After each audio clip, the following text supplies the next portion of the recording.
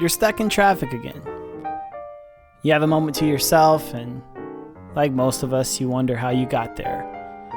No, not how you got into the traffic jam, but how you got where you are in life.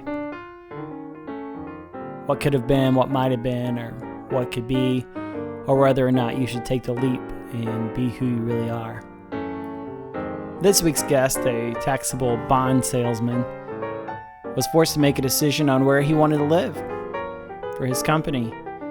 And he decided instead to buy a company that sold flies and waiters. And with some help of some really good friends, he turned it into one of the leading fly rod companies in the world. Rick Pope from Temple Fork Outfitters joins us today to share his story. And before we get started, one of the things I wanted to point out, when asked what his greatest achievement was in his life, it wasn't the P&L, it wasn't the revenue, but he said it was the friends he's made along the way. Welcome to the podcast. Let's light the fire.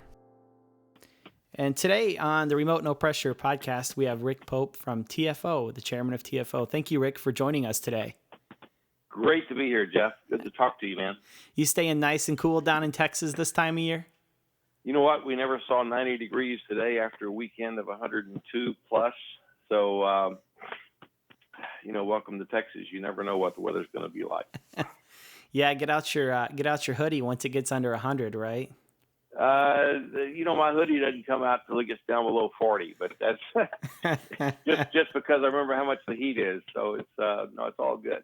That's great. Well, we appreciate you being here. And just to let you know, one of the reasons I reached out to you, the philosophy behind TFO, just making fly fishing more accessible, seems to be kind of your vision and what you guys have set out to do.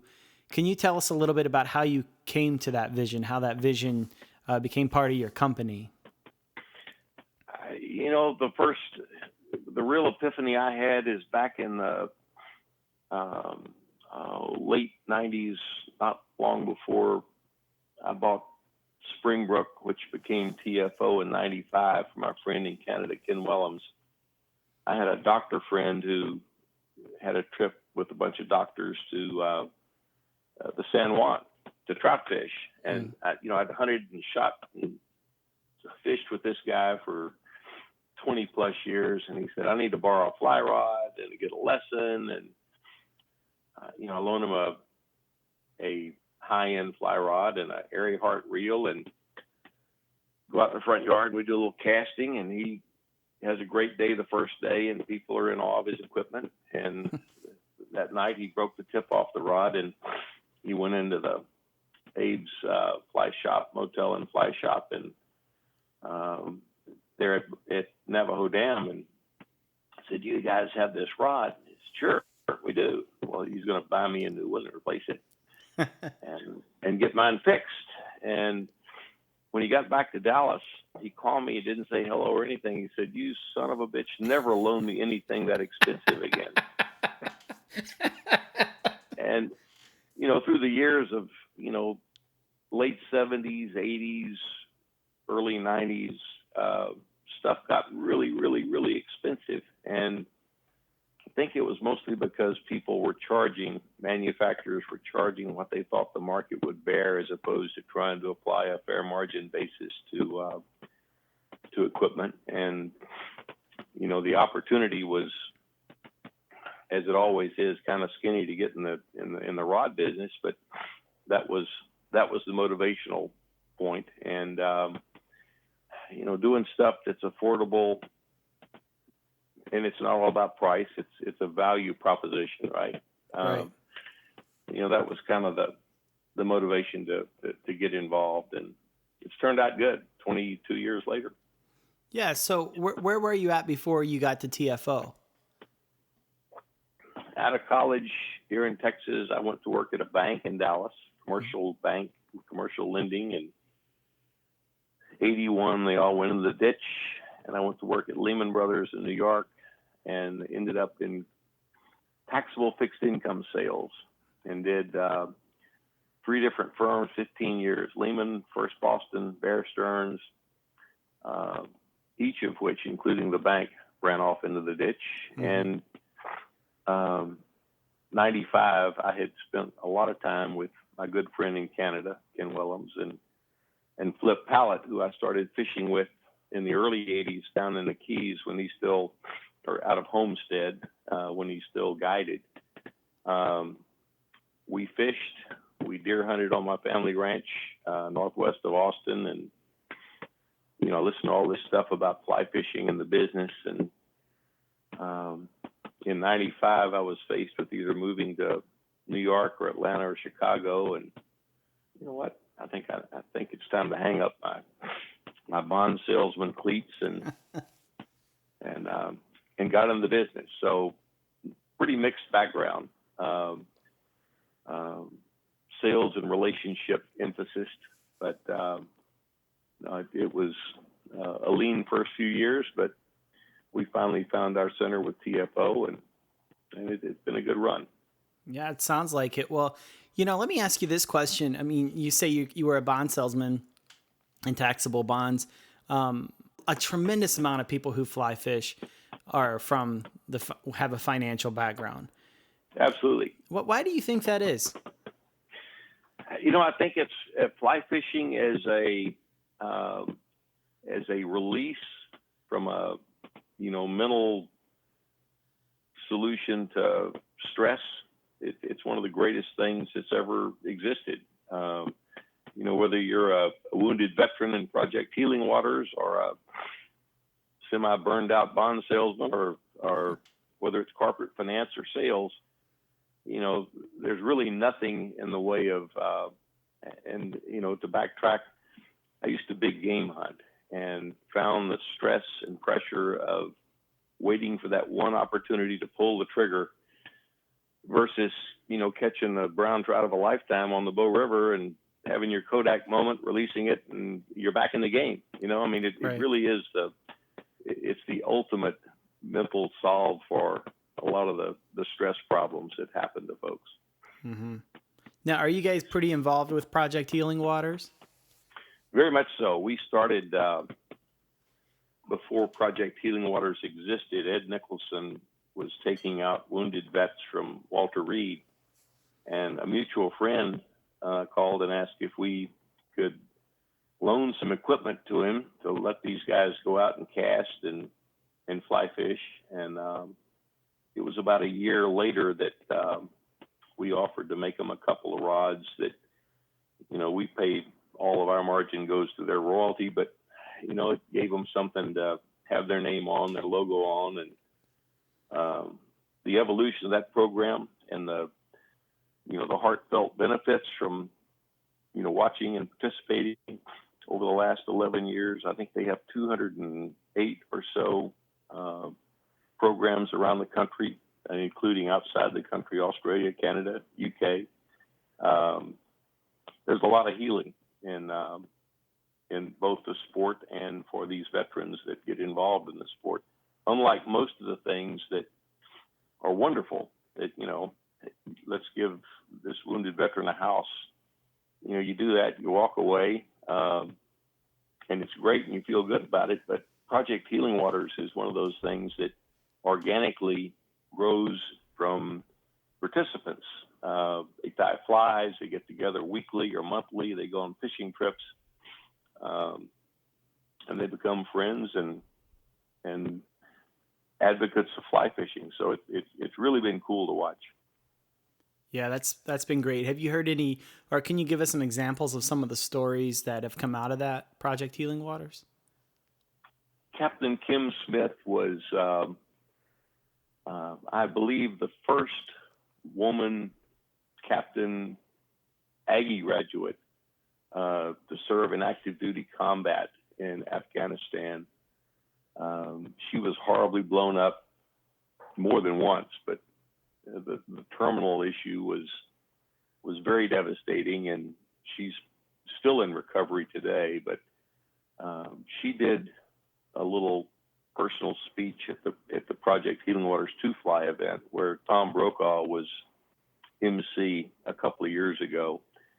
And, Brokaw's a interesting guy, and wonderful advocate for whatever he believes in.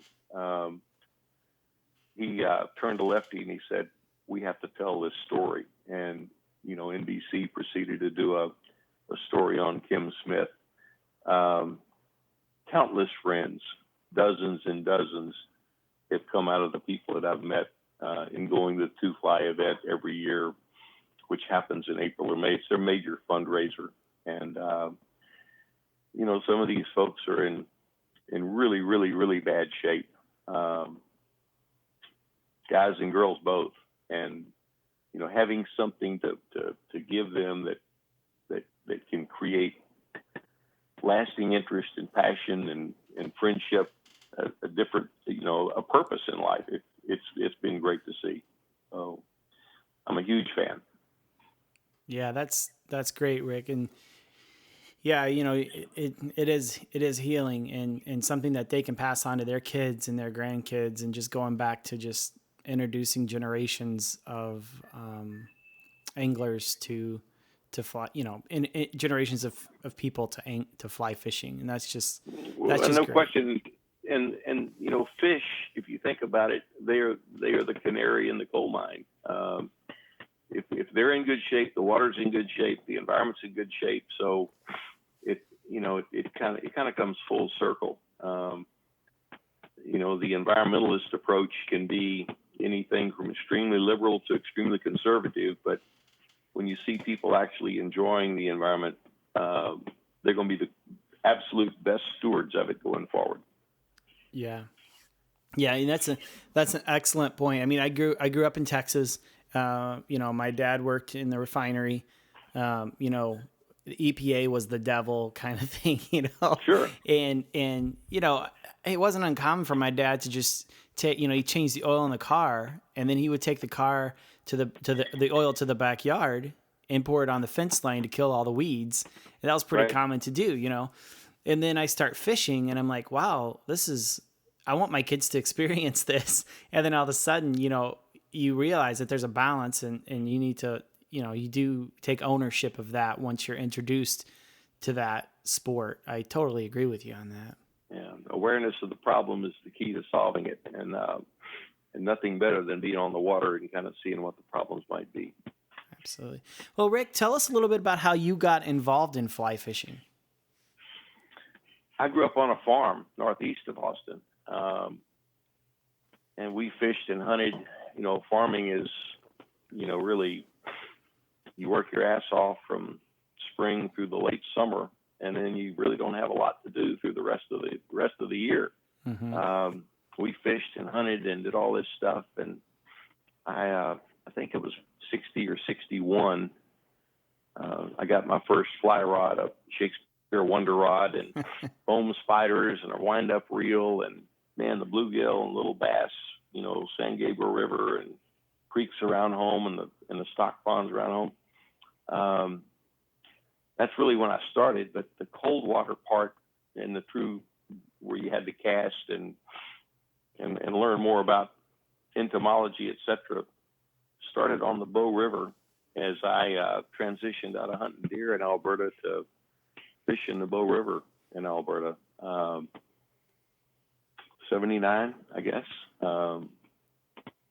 And that was a real epiphany for me, a life changer. Again, the Kodak moment, you have it, you release the fish, and you're back in the game. And from a mental comfort standpoint, to be able to take a week vacation up there and stand in cool water in the summer when it's hotter than hell in Texas, as you know, or go to the salt water in the wintertime when it's kind of cold here. It's the perfect environment to do both. I've had the good fortune not only fly fishing with Flip and Lefty and all these guys, but doing the cold water environment stuff, the saltwater stuff. It's really, I've learned a lot and only realized that I have a whole lot more to learn. Mm-hmm. Yeah, I think that's great. That's now you purchased TFO in '95. Is that correct? Correct. at the time it was Springbrook, and rods were not even on our agenda. We were flies and waders. Oh, wow. Flies, we had factories in Kenya and Mexico and in Thailand. Waders were all made in Canada, and that was back in the day of neoprenes. Dave Wardell made the best neoprene waders in the world. Front edge of breathables. And I found out that flies ended up being pretty much commodities, and all waders ultimately leaked.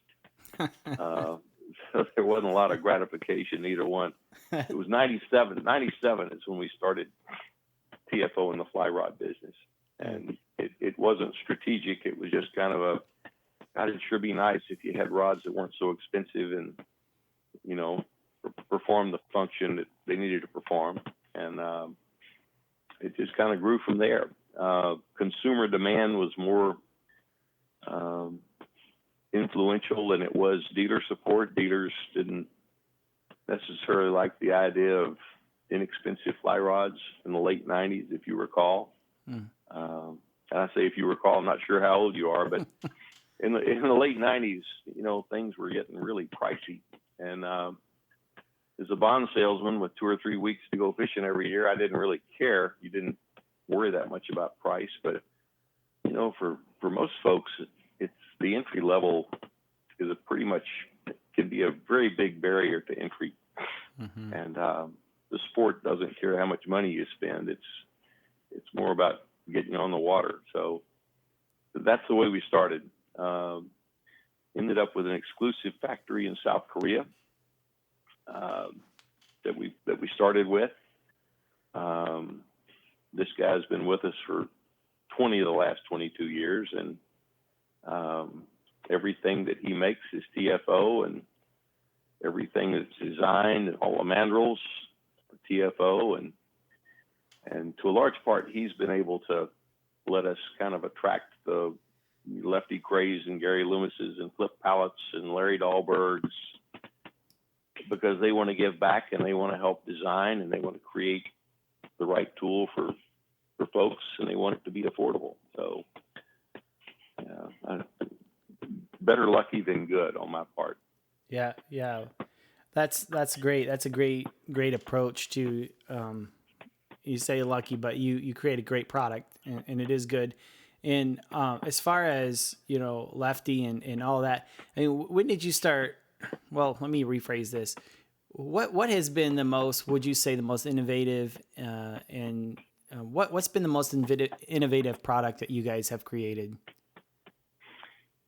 Well, I cast IFTD 3 weeks ago.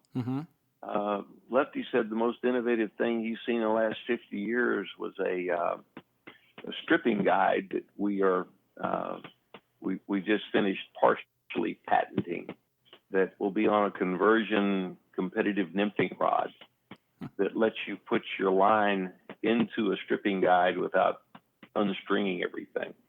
If you're familiar with that process of 15 to 30 foot leaders and varying rod lengths, and to quote Lefty, there's really never new ideas, they're just new materials. In rod design and engineering, it's really been more about, materials and application. The external parts, the components, there's really very little. Lighter, faster recovery, all that stuff. And, in 20 years, we've progressed a lot, but so have everyone else. I mean, it's, there are only a couple of major manufacturers of carbon fiber. And while there are some proprietary designs relative to resins and percentages of resin in prepregs, everyone pretty much feeds out of the same trough. So, the difference between marketing spin and reality is sometimes quite large, if that's fair. Yeah, definitely. Let me ask you this question. I mean, you're not a young kid just out of college. I mean, you have you have quite a successful career. You've done great for yourself. You know, let me ask you this: when you look back on your life, business-wise, family, anything that you have, what would you say has been your most, what's been your best achievement or your proudest moment up to this point? You know, there have been two. When I was in college, I shot competitively, primarily skeet, and those are highlight memories of my life. But they kind of pale by comparison of the people I've gotten to know in fly fishing. You know, to be able to interact with the Ed Jaworowskis and the Klausers and the Popovics, and you know, and to call these guys friends and treat them like you would high school buddies I kind of pinch myself every once in a while. Like, you know, holy shit, who would have thought that when I was a fledgling fly fisherman, that reading these guys' books and hearing stories about them and legends, and you know, you get to walk among giants. It's really been gratifying.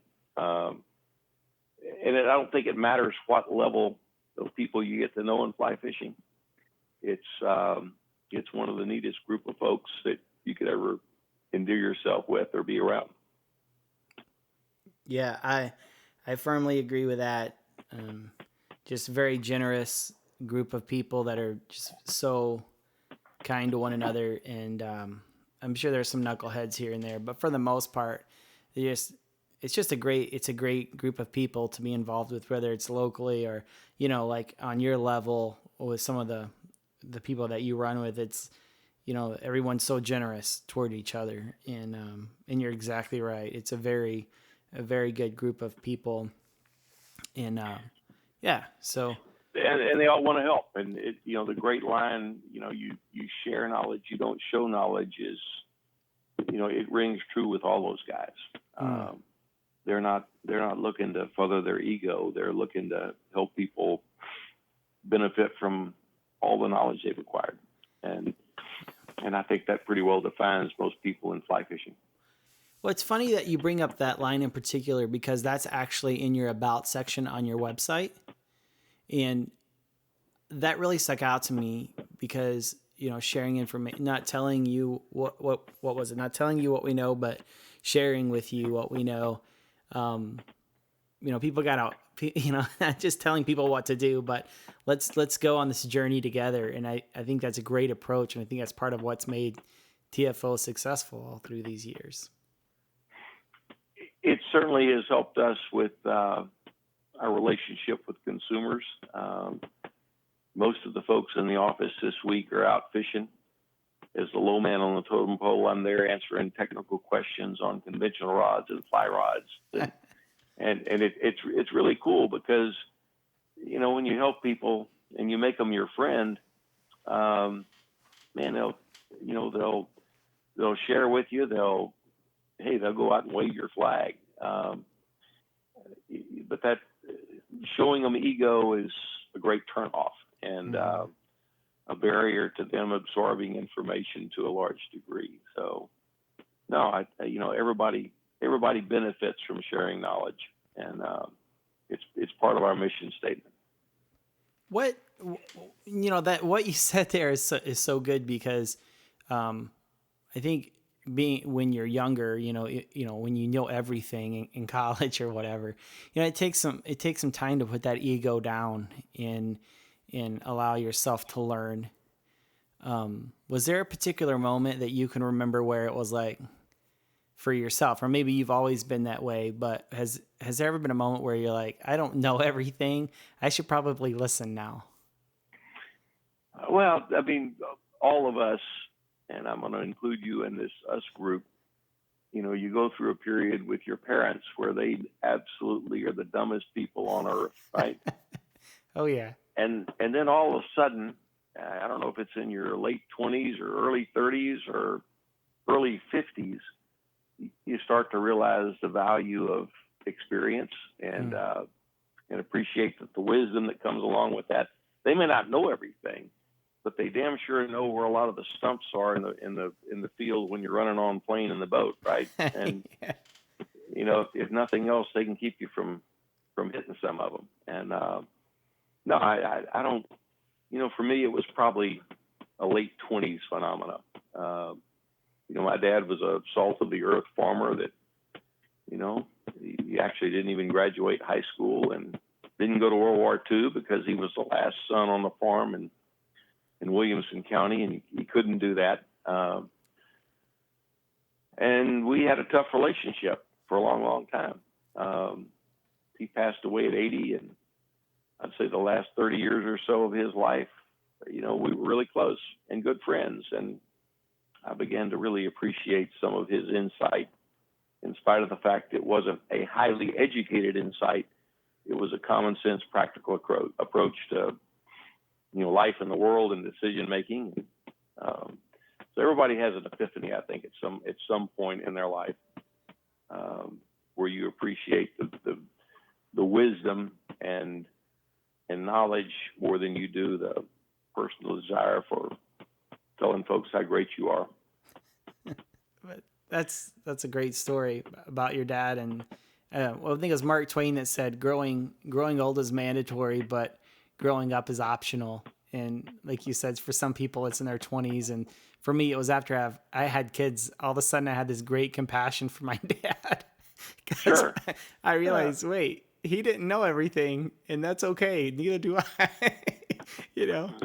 So wisdom oftentimes is knowing what you don't know, that you don't know everything. And no, you're right. Yeah. Right. The older I get, the less I know, it seems like. So, well, that's great.